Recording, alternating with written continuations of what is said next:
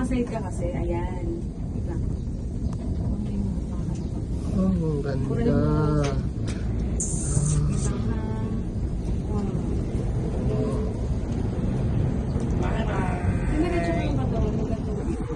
Ay, mayroong hagdan doon. Oh. Aakyat sila.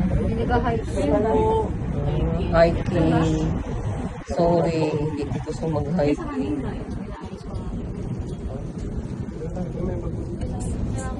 Mahangin dito. Nakakahila yung ano. Parang nasa ano. Sarap ng hangin. May daan, may ano, daan, oh. Pag nakita niyo yung Buddha, yun na yun. Live pa. Akala ko maglalakad tayo. Ay, pag nila, Mamaya papalik na. Mamaya pa, meron pa siyang hagdan papakit ng Buddha. Iba pa yun. Ilang steps yun?